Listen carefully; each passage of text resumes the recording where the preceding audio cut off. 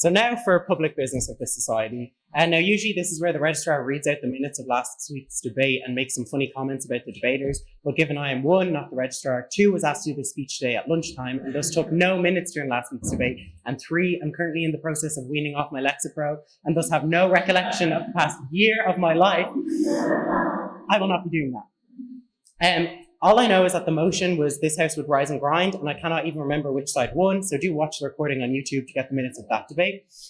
This week's motion, however, is this House regrets the yassification of queer culture. Now, personally, I had no idea what this motion meant until I texted Alana Maxwell while she's at school in Harlem. And she said, it basically means the commercialization of queer culture. So you know the whole Yass Queen dialect, vocab, imagery, fashion, etc., or RuPaul's Drag Race and stuff. So I still have no idea what it means. But that's besides the point. The word queer is in the motion and there's a rainbow on the poster. So I'm just going to talk about spaces that need to be yassified or de-yassified in Trinity. First, to be yassified, the Hamilton bathrooms need to be yassified. Back in 2007, they used to be the most popular cruising bathrooms on campus with glory holes and everything. Someone literally managed to sneak a 4-inch round drill head and some 80 grit sandpaper past Hamilton security and managed to drill a glory hole into the stalls. These have since been covered up, I checked, and that is the height of homophobia. To be de-yassified is QSOC. Personally, I think there's something wrong with a minority space that makes you feel uncomfortable unless you have blue hair and like to bark. Anyways, next place to be yassified is the Trinity Gym changing rooms. So if you don't know, the men's showers in Trinity Gym are just one big room with no curtain or anything. And this leads to it being a very overstimulating experience for members of the gay community. No, do not worry, your soft peckers are not turning me on, but it just feels like a really exposed environment. And for what? To encourage men to be men. Also, on a side note, if you see me in the Trinity Gym showers, please do not come up to me and ask, hey, are you the guy from the film? I do not want to talk about this place at my most vulnerable. And if you are the guy who asked me if I was in the Phil while in the gym showers, DM me at TCD Phil, your dick is huge.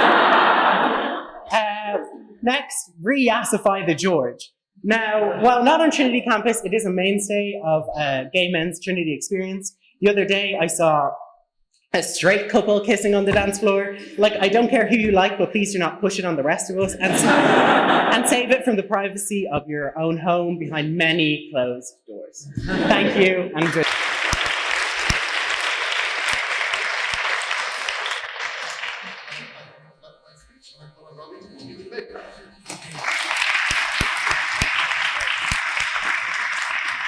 Hello, everyone. Thank you for the organisers for inviting me. I really only thought there was going to be 20 people here, so this is a little bit nerve-wracking, but it's great to see so many people. So when I was asked to join the debate to defend the yassification of queer culture, I automatically said yes. It's more of an instinctual yes, mainly because I'm a yes person, which in hindsight is probably how I got HIV. I jest, of course. But more of that later. Okay. But then I took a moment to think about what I'd actually wanted to say, and I realised I hadn't really a clue what yassification of queer culture actually meant. So I hope you can forgive the queer creative license I gave myself to interpret its meaning. So I interpreted it in two ways, and understood them to be inextricably linked. So my first step was to go to different sources, whether it be queer historians, news agencies, Wikipedia, or even Urban Dictionary, to try and understand what yassification means. So yass generally is described as an exclamation of excitement or joy. Some publications describe yassification as a process of making something better or queerer. By saying yass queen, you're rejoicing in a performer's fierceness. So you're basically celebrating someone for excelling in their queerness. Therefore, these interpretations alone, I can honestly say this is the quickest won debate of all time. So sad. It is a positively charged queer earworm. Many of us in the room may only know Yass from the viral video where Gaga fans out, "Yass, Gaga, you look so good," or from its common use in Broad City or RuPaul's Drag Race, but originated in the underground drag ball scene. Drag balls are competitions where people of colour, mainly Black and Latinx queers, where they got to express themselves freely, but most importantly, safely. During these balls, Yass started to be used as an audience members would shout it out to encourage the performers. If someone shouted "Yass Queen," you knew you were killing it. Queen, once a word used as a derogatory term against the queer community, was reclaimed. Underground, Yas Queen was wrapped up, made spicy, and it protected our sense of self. It helped us to accept our difference, but more importantly, it made us feel proud of our differences. But yet, above ground, Queen still were not safe from either the law or the people on the streets. Gail Rubin, the celebrated queer theorist, argues that sexual identities, as well as behaviours, are hierarchically organised through systems of sexual classifications. One thing that Rubin tries to contend is that these hierarchies attempt to make certain sexual expressions more valuable than others, and by doing that, allow those who are outside of these parameters to be the ones who are oppressed. But let's dig deeper. What about the classifications and hierarchies within queer culture? Are butch dykes who like all sports and have 3 children are seen as more acceptable to queer culture than the lipstick bisexual cis woman who doesn't have kids but is with a man but doesn't want to get married? And what about grinder tribes? Are we now jocks versus twinks, otters versus cubs, paws versus neg? Which one is better? Which one is more palatable? Us queers tend to think less or oppress the behaviours of others in our community. What about the circuit gay that takes steroids? What about the one who engages in chemsex? What about the dirty ones who have HIV? What about the ones that are too femme or too mass? What are the ones that aren't trans enough? Often, we are fabulous at destroying binaries. We are also so very good at creating these binaries that in our community that queer theorists are trying so hard to dismantle. Heteronormativity is a form of power and control that applies pressure to both straight and gay individuals through institutional arrangements like marriage and accepted social norms. Homonormativity does the exact same. Because queers in this very room are trying to deny the pure joy of Yas Queen from those in the queer culture and our allies, people that rejoice in the freedom of Yas Queen, we are the ones who are becoming the judge and jury about how people express themselves in a culture that allegedly celebrates and wants to protect diversity at all costs. These are the evil people. So that was my first reading of what I believe defending the yassification of queer culture meant. The second reading was my attempt of understanding the yassification by understanding it as the process of commercializing queerness, its commodification. So our language, our culture, and our differences are being celebrated and perhaps overused in the mainstream. In this debate, we will undoubtedly hear how the usual trope of how the white bait girl saying yes is killing or ruining queer culture. Well, let me tell you all this. Silence equals death. Silence is what made me feel dirty, disgusting, unclean. Silence is what made me feel unlovable. Silence is what made me feel like I'll never be intimate with someone ever again. But how could I? I don't deserve to be. When I was diagnosed with HIV in 2012, there wasn't one person I knew open about their HIV status, even though there are thousands of people living with HIV in this country. Silence, shame, and societal disgust are what kept us underground. It dehumanized us. People thought of us merely as sexual acts, or God forbid, drug users. That we're gremlins running around just trying to pass on HIV to other people. That we were nothing but threats to your health. That we were dirty, that we were unclean. People continually still say AIDS rather than HIV. People, including myself, thought HIV was a death sentence. This was in 2012, but even now, this is still the case. I had no one to look up to in 2012 in society and think, do you know what? They have HIV and they thrived, so can I. For anyone living with HIV, it's the isolation, it's the silence, it's the crickets that is the worst, not the virus. In 2017, HIV Ireland did a stigma report. So I want to list out a few statistics for you. I'm probably going way over time here, but listen up. 1 in 3 of those surveyed agreed that they would not feel comfortable working with a colleague who lives with HIV. Someone like me. They're probably right, but not from HIV. 30% agreed that if they found out their neighbour was HIV positive, it would change their relationship with them. 1 in 4 thought you could get HIV from kissing someone living with HIV. Have you been to Coppers? We'd be all fucked. Okay. But worst of all, 17% of the respondents who live with HIV said that they had suicidal ideation in the last 12 months. That's 4 times higher than the general population. 1 in 2 said they had low self-esteem. Now, that was in 2017 before, the access to PrEP, the U+U message, which I'll talk about later, came in. But it's an indicator of what happens when they're underground and no one's talking about HIV, when everyone stops talking about what it is to be human. The 2023 Global HIV Index shows how pervasive stigma, punitive laws against minorities, a hang-ups around sex, criminalisation of drug use and sex work and the LGBT community continue to fuel the HIV pandemic. How the demonisation and dehumanising of my community still continues to kill people necessarily of AIDS. 1 person died of AIDS every minute in 2022, mainly young girls and women. The survey showed that out of 30,000 people living with HIV who responded, 43% of people haven't told anyone, not a single person. Nearly 1 in 5 decided not to have sex because of the HIV status. This in the era of U+U. Okay, we'll come to the good news. U+U stands for undetectable equals untransmittable. People living with HIV have access to treatment. What the treatment does is it gets the virus so low in our body that we can't pass on HIV. The risk is 0. We are the safest people to have sex with not to pass on HIV. It's people who do not know their status. This is a game changer. The issue is, no one really knows about it. Hands up who knew about that? Just show it up. We need to yassify U=U. Tell your man, tell your auntie, tell your sister. This parallel between the need for HIV visibility and the yassification of queer culture to thrive in society is not a stretch. In fact, they're inextricably linked for many reasons. I don't have much time to go through them all, but if I heard a viral video, an earworm that years later people are still saying, "Yes, Gaga, you look so undetectable," I would be delighted. The pause community will be ecstatic because it means that we and our messages are becoming mainstream. Our stories are humanized through satire. We are no longer seen as vectors, but celebrated as people who know their HIV status, who take their meds, and we are the solution. We are going to end new HIV infections. That's what people with HIV are going to do. We will stop living underground, and finally we can get up and rejoice and thrive together. Embracing our diverse...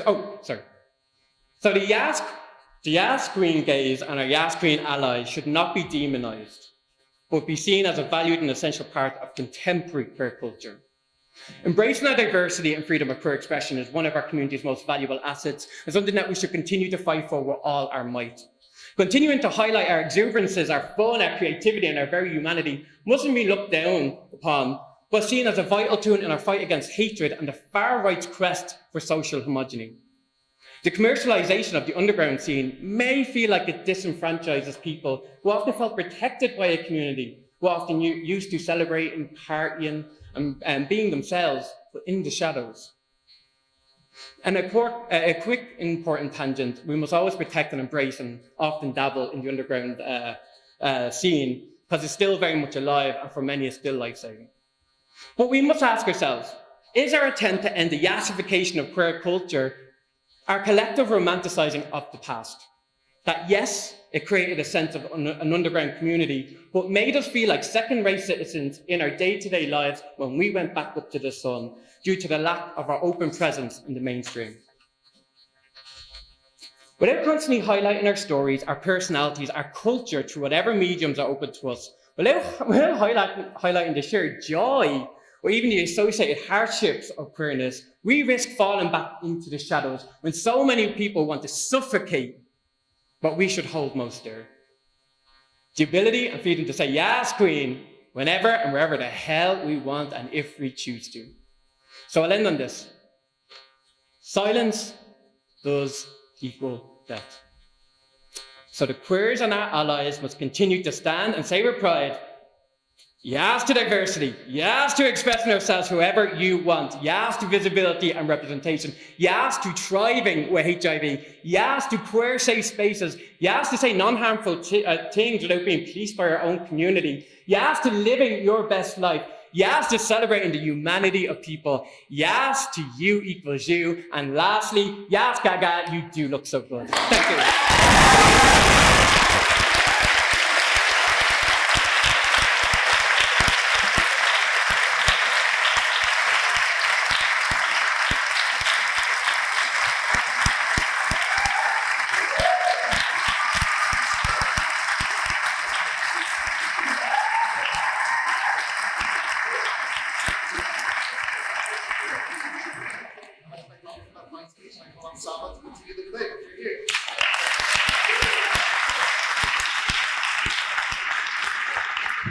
Okay, honestly, before I start, I just wanted to say, like, that was truly beautiful. Thank you so much for coming and speaking to us. Like, I didn't know many of the things that you talked about in your debate, and like, it was really touching. And one more time, can we give him another round of applause?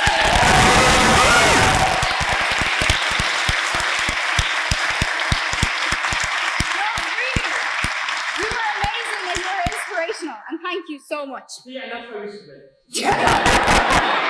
No, I'll tell you why you shouldn't, but just like, you know, thought I'd put that out there first.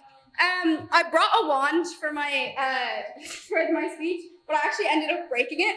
Earlier today, I was, this is actually something, I was tweaking in council because I was so nervous. Anyone who saw me would have seen me like run probably up and down the stairs about 4 times and do jumping jacks, and just like, I was slamming this against the table, and I broke it.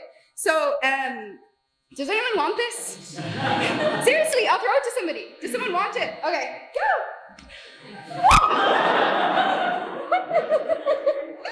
Yay! Okay, so thank you guys so much for letting me speak here today. I'm quite nervous, I won't lie. I haven't spoken in chamber in quite a long time. And for those who don't know, the first time I spoke in chamber, I've told this story before, but I'm going to tell it again, was actually in Freshers Week of my first year, because I thought I was signing up to be in the audience. Turns out I signed up to speak. So little 17-year-old me just rocked up and got an email that day being like, hey, so when are you coming to speak? And I was like, what? But I did go up and I did speak, but this time I have kind of like a more prepared speech written. Another thing is, thank you so much to our secretary, Alana Maxwell, for letting me speak, even though she literally held a gun to my head and said that I better write an actual speech.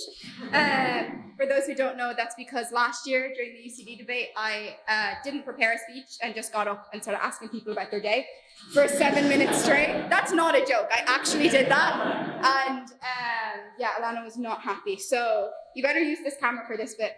I wrote a speech. And thank you for letting me speak. And I love you, and I wish you were here.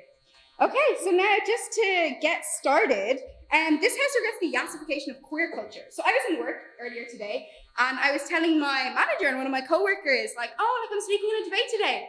And they're like, oh, that's so cool, what's the motion? And I was like, this house regrets the yassification of queer culture. I said this to a 44-year-old man. To which he said, oh, that's so cool, that rings a bell, but I just can't. What does that mean again? And I was like, yeah, so true. It's like when, you know, when something has like potential to be cunty, but it's just lacking. So you try and like slayify it a bit.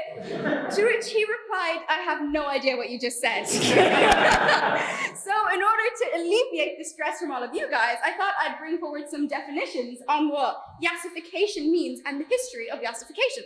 So clearly, I think we use some of the same sources because I had some of the same definitions. But first of all, the term yass, W-A-S, originated officially in the United States in the 1980s by queer people of color. It became popularized into mainstream media through drag culture with drag shows like Broad City and RuPaul's Drag Race. Origins are believed to be older, however, it's not recorded. Second verb, to yassify, means to make something over-the-top glamorous in an attempt to make it better or more queer. Third noun, yassification, is believed to have originated on Twitter, first coined in August 2022. So there you go, got that from the Urban Dictionary. And now just a couple of facts on the history of yassification. In November 2021, the Twitter shitposting account at yassifybot was founded or created, depends on what you think, you know. Most yassified popular images were created by this user. In February 2023, a WikiHow page was set up giving step-by-step instructions on how to yassify an image. You guys should all look at it. It's actually like really useful. Finally, yassification is not limited to people, although you will find yassified images of Queen Elizabeth, Joe Biden, Pitbull, and the likes, you know, but also paintings, mangoes, vacuums, and SpongeBob characters. I'm sure everyone has seen the like SpongeBob characters and the Squidwards with the lashes and the nails and the, it's great, you know? And finally, the hashtag Yassification on TikTok has 268 million views. So now that you all have a reasonable, knowledgeable foundation on the history of Yassification, I'm going to explain the unfortunate but inherent problematicness of it. So I'm going to kind of go over 2 points. The first one I'm just going to skim through, but the second one I'm going to kind of go more deeply into. And sorry, this is going to be a bit of a serious speech, but yeah, there we go. First is the idealized idea that to yassify something is to face-tune it, shall we say, to perfection. This perpetuates the idea that queerness and queer culture needs to be perfect. It must be flawless. It must be beautiful. It must have no blemish, no angry spot or anything.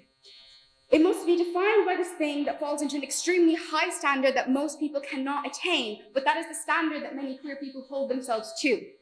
So why do we yassify our culture? Why do we yassify it the way we would images? Brush off any imperfection, hide the pimples, hide the spots, put on the lashes. Why do we do this to our culture instead of just let it exist the way it is? What idea does this perpetuate to young queer people about what they should be living their lives like and how they should be expressing their sexuality? So that's just something for you guys to think about. I don't really have an answer, so I'm gonna move on to the second issue. The second thing I will delve into is more about the actual term. The term yass and its origins. So as many of us know, it originates from AAVE, that is African American Vernacular English. Most queer slang and indeed most pop culture slang comes from AAVE. And the language utilized by African Americans and generally most by Black women. Hence, it is a common discussion about whether the use of these terms within the gay community is cultural appropriation. And in order to gain an informed opinion on this, we must understand that many of the slang terms we use are not just fun little things we use that are kind of like girly pop and slay and cool, but actually have an extremely long history that, already? Okay. One that is tinged with ostracization and oppression. African American women were in general symbolic of strong femininity, one that did not align with the traditional American views on femininity. Thus, this persona became a way for queer men to claim femininity in a stance against the traditional ideals of masculinity. This intersection was first noted in Harlem in the 1950s, a predominantly Black neighborhood, where drag culture was beginning to emerge. Hence, it is no surprise that the drag queens were inspired by the strong feminine culture that the women were portraying. Now, going back onto topic, the evolution of drag culture and popularization of slang became equally ingrained with the queer community. Whether this is considered appropriation is honestly a topic up for debate that I don't think we have time to delve into because I am over time. I'm sorry, I will be speaking for another little bit, but you know. Personally, I'm inclined to say that I do not think it is cultural appropriation. I think that this is just a natural evolution of the usage due to the intermingling of the two cultures. However, it can and has become problematic when members of the queer community start to police and regulate terms that is not originally theirs, especially when the policing is directed at people of color themselves. It becomes increasingly problematic when the very caricature that many queer people base their femininity on, that of a Black woman, continues to be ridiculized and villainized in society and in our culture, and often by the same queer people who are imitating her. Indeed, who says that? But you know. When I came to write this and organize my thoughts about it, I found it quite difficult to balance the line between these. It's hard to find a line within myself that amalgamates all that encompasses being a queer woman of color and how these different communities may have prejudices against one another without ever acknowledging the hypocrisy that it is. So the answer is there is no answer. I don't know the solution, but I think it's so important for people to recognize this and see the problems that are there and understand that it isn't just a fun yass thing, that there is cultural history to it. Okay, so overall, and I'm concluding now, yassification has huge potential to become hurtful and damaging, both on the queer community and the POC community. So I do regret the yassification of queer culture. Once again, I'm going to draw your attention to the definition of to yassify verb, to make something better, flawless, perfect. Why do we strive to be perfect when instead we can just be? When instead we can just exist? Instead, we can just let ourselves be queer in whatever way we may express it and embrace all the imperfections that we may perceive to be in it. Because the reality is, there is no imperfections. So that's it. Thank you, guys.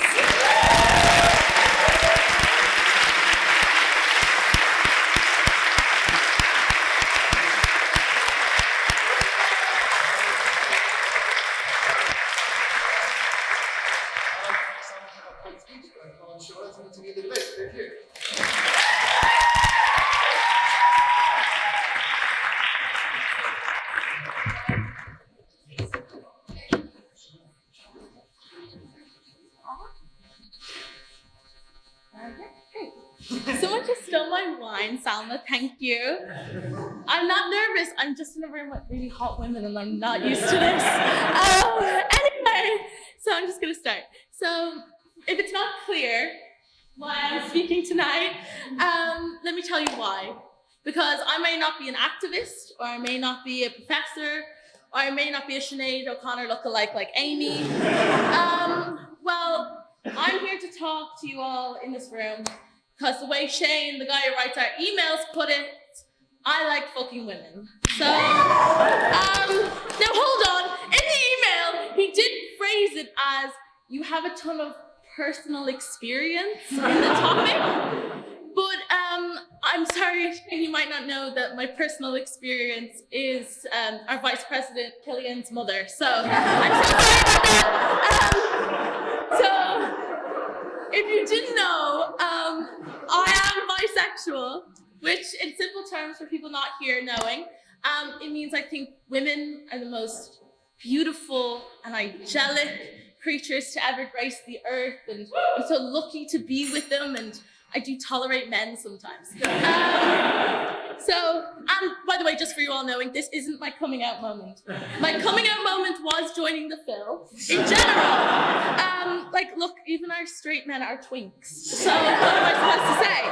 Now, but we're not here to talk about why Phil Council doors always close. We're not here to talk about that. No, we are here to discuss the yassification of queer culture and why it is something we should not regret.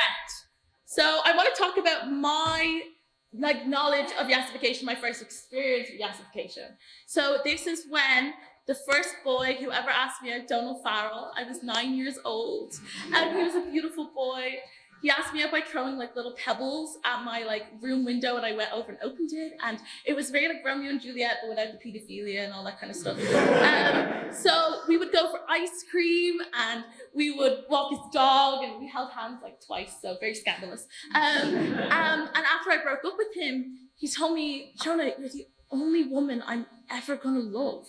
And I said, he's a liar, but he stuck to his guns, and now he is a full-time drag queen who goes by Jaded, and he works in the George. And I help him stretch for the split, so it's very good. So that is how I learned about yassification. And without yassification, he would not be able to get tons of tips from a bunch of white straight women, and I would not have a great 2 truths and 1 lie story. So it's very good. But I'm not here to just talk about yassification for myself. I'm here to talk about it for all the queer people in the audience, and how yassification has helped queer people's lives become better. First Prop might have said that big companies might not care about us. They might stereotype us. But if not for that stereotype, why would they create media that is what gay people would enjoy? And where there's certain things in society that we have, without that, we would lack. So I may not be a tech person, but because I'm gay and I'm in the arts block all the time. So, but I am going to give you guys a little PowerPoint. So I'm going to set that up now, if that's okay with everyone else. Thank you, everyone.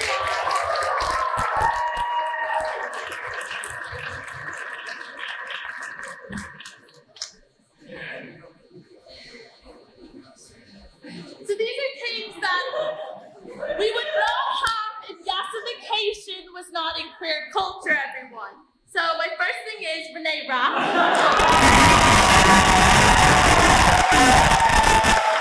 Really, to be fair, these beautiful men did go through so much effort to set this up for me, and I just realized I'm just showing you Renee Rapp. But realistically, I'm so in love with her. It's not even general. So the second thing is the Twilight baseball.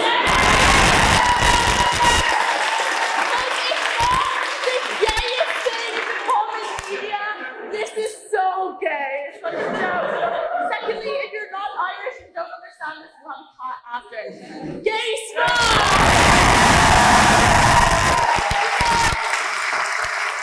Capitalism might be real, but if they're gonna like promote Happy Christmas from Gay Spa, I'm gonna enjoy it. So it's gonna be fine. Next thing is normalizing crying, which our beautiful librarian here does on a daily basis. So that's another gay thing. Next thing is participating. This woman has a reincarnated child of the Queen. Like, should I really explain why she's a gay icon? Next thing is drag queen competition, which went but now this one takes some explaining because I was a big fan of drag queen when I was a child. And I see these like pictures of like little kids going to drag con and the drag queens are towering over them. I think it's the funniest thing in the entire world. So that's why that's there. This one is the next one, which is Fruity Pinocchio. If people don't know the TikTok sound to this, they're gonna be very confused. And I don't really want to do it because appropriation or maybe. So anyway, and the last thing, the most important thing in my heart, we would not have without Yassification, is our president, Jack Conrad. I yassified for this picture a little bit, so it's not that bad. But yes, this is him, and thank you so much, boys, for doing that. Give them a round of applause.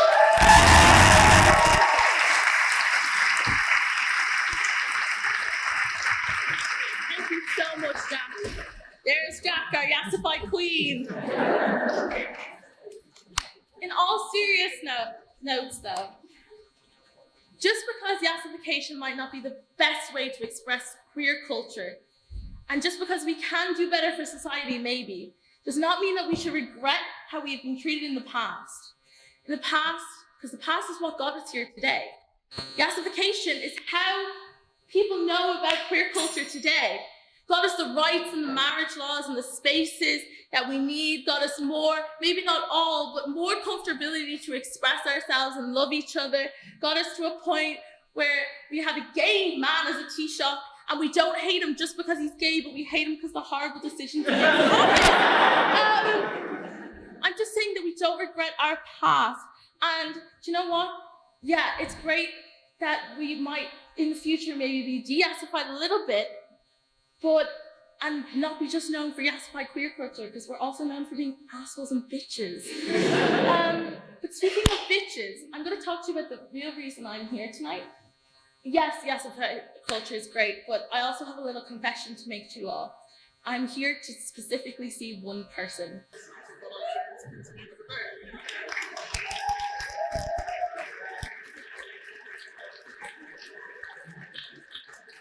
Okay, so I'm going to use a bit of we're going to do a bit of Oscuelga. So, Dí Vicarja is Mr. Seamus O'Gafalja, Talme on Lesigtron Coanis Augustanacht. I'm not even going to try to say USI and Oscuelga. That's as good as it gets. I'm severely dyslexic. Fun fact, I actually thought this debate was tomorrow until Robbie actually rang me at about 6 o'clock being like, where are you? Where are you? We're here for the dinner. Come here. And I was like, oh. So I have points that I had to say. Unfortunately, they're not as fleshed out as I'd hoped, but I definitely have points to contribute for the regret of the yassification of queer culture. I do appreciate the sides of both regretting and also for it. I just thought going regret for the shiggles, pretty much.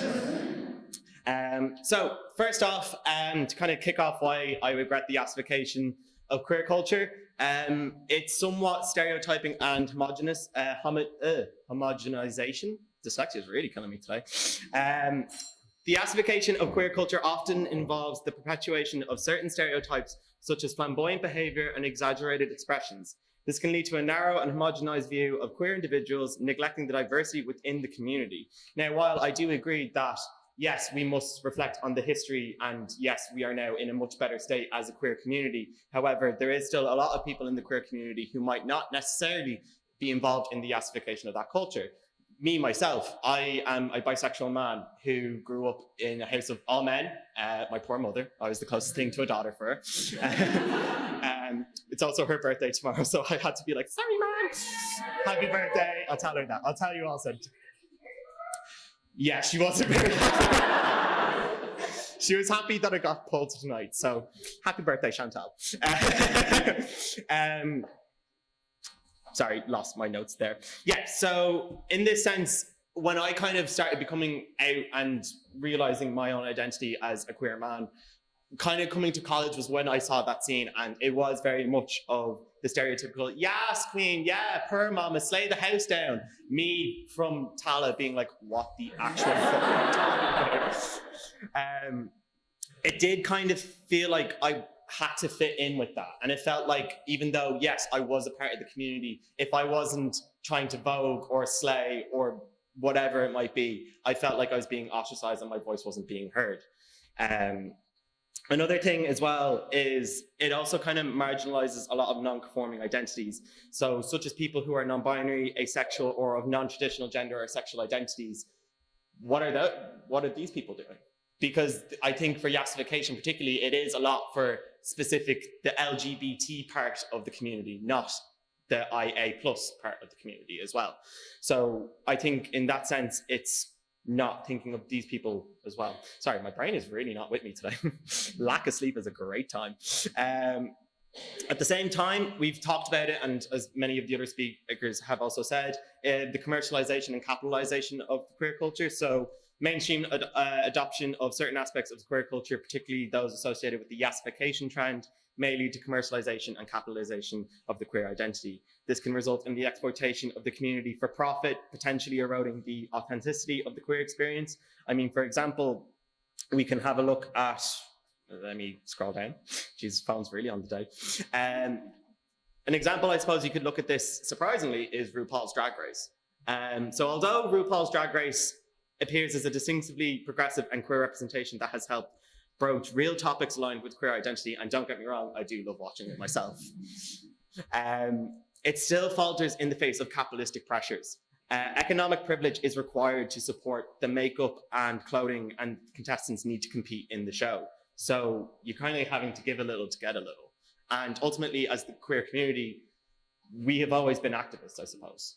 We've come into our lives and we've always had to fight for our place in society. And that has been evident throughout the entire years. We've referenced about 1980s in New York, the AIDS epidemic. It was originally lesbians who started that community and started to rise up and act up. That was the beginning. That was the ones who started everything.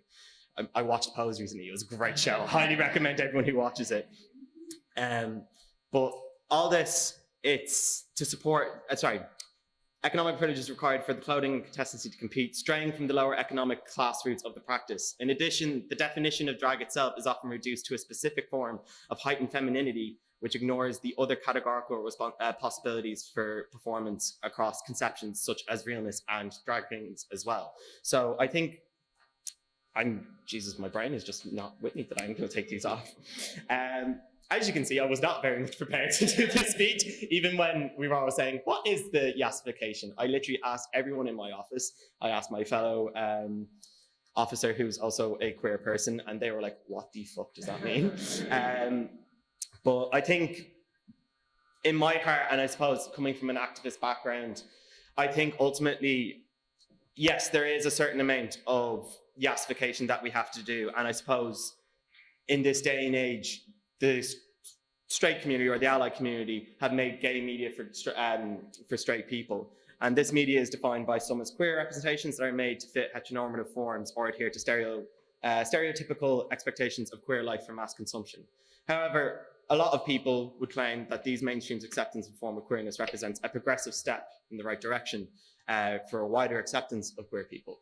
Do I agree with that?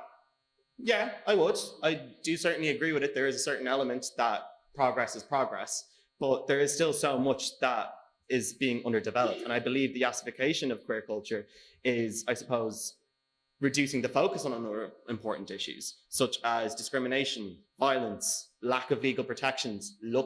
We've no hate crime legislation. That's now been scrapped completely. The guards, God knows when that's going to be put back into the doll. Trans healthcare, like we've said, it's the worst in Europe. Like, there is so much wrong in this country, for example, when it comes to queer rights. And I think ultimately, as someone who is a queer person, it is ultimately up to ourselves to fight for these rights ourselves. And yes, we can do a bit of slaying on the side and make it a bit nice. But ultimately, we need to move back, I think, to the grassroots organization and spread queer culture in that sense. And like I said, me, who's not necessarily a very kind of glamorous queer man, I still belong in this community, and many other people in this room also might belong in this community as well. And I think it's making sure that everyone knows that regardless of if you are very flamboyant or extravagant, or if you're soft and timid like myself, you are a part of this community. And I think that's the importance about, I suppose, the yassification, or regretting the yassification. Like I said, I'm in it for the shiggles, so this is all just a bit of fun and game. But I believe, ultimately, I'll just finish it on this point because I'm actually sweating. But as queer individuals and allies, I believe that we must fight for the retention of radical possibility and creativity that has been historically provided by queerness and continues to be provided today. Particularly, I know there is a protest happening tomorrow outside the front of Trinity for the trans healthcare. I myself will be down there as well. So I really hope I do get to see everyone here today, tomorrow at 3 o'clock. Thank you very much.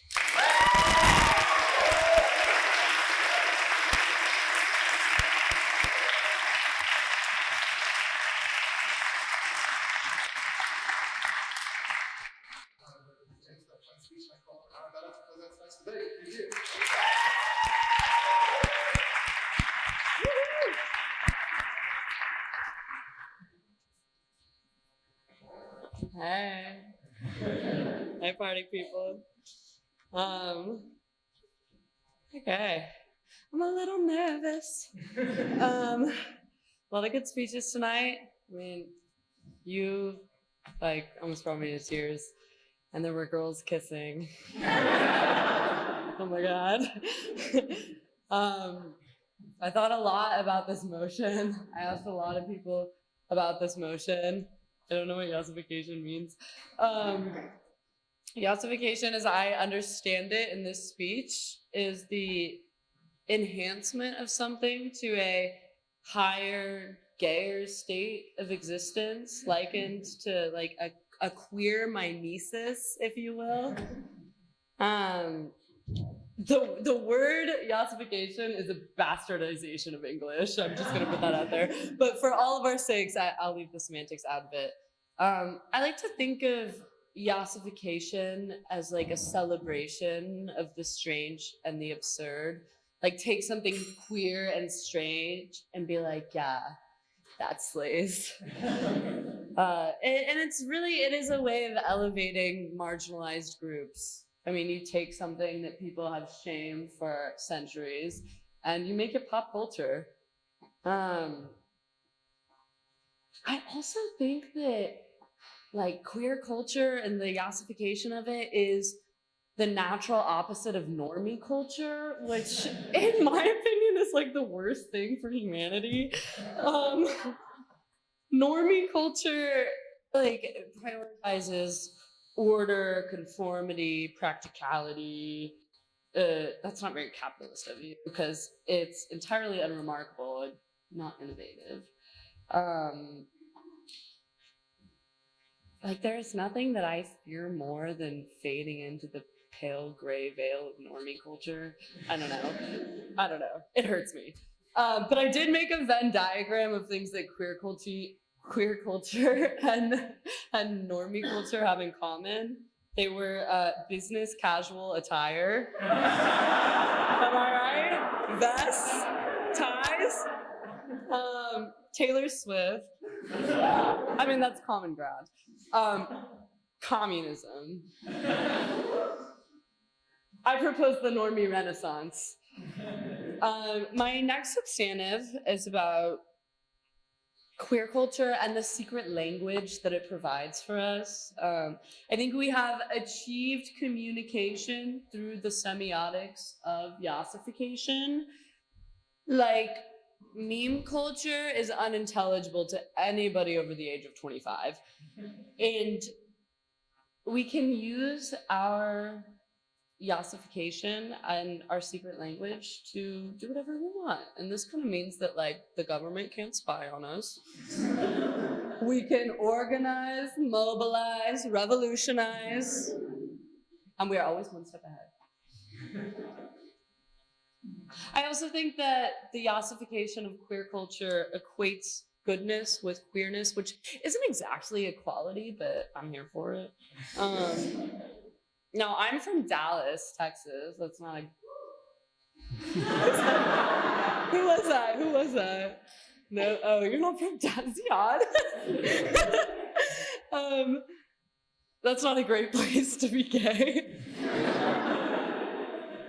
I'll be honest. A lot of times people love that though. Texas is so romanticized. They're like, what's it like living in Texas? And I'm like, it's big, it's fun. The nightlife is good, but for a lot of my life, I lived an entirely unyassified existence, which is a real tragedy. But I don't know, like the yassification of the cowboy will provide redemption. I'm talking glitter, sparkles, fringe, Brokeback Mountain narrative. You guys like that? Queer people not only have a place in cowboy culture, we kind of own it now. I don't know. It's the queer mimesis. And then moving on, I was asking my flatmate earlier about this motion, and she was like, well, I don't know, yassification can be used as a threat. Like, you've been yassified. Like, it takes boring, plain people, and it kind of elevates them to icon status, but it also keeps them in the box of queer culture. Like, you can only be an icon as we see fit. It gives power and it takes it away. Like, you don't like Donald Trump, call him fruity.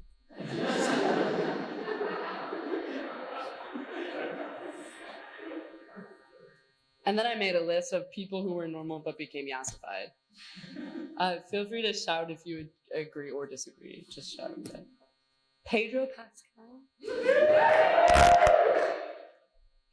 Marco Pierre White. You guys know him? Jeremy Allen White. Adam Rainbow. Mrs. Doubtfire.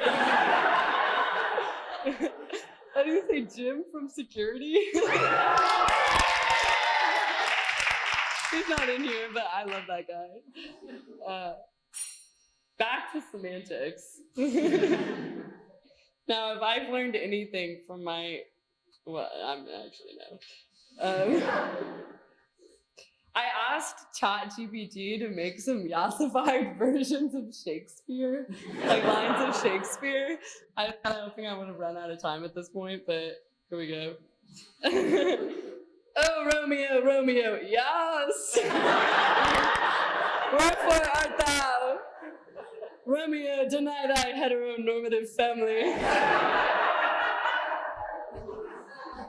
Line break. To yas or to not yas? That is the question. Line break. A2 brute, then fall Caesar, but not before a final yas. For even in betrayal, let the drama unfold. The stage is set, the story is told. Yes.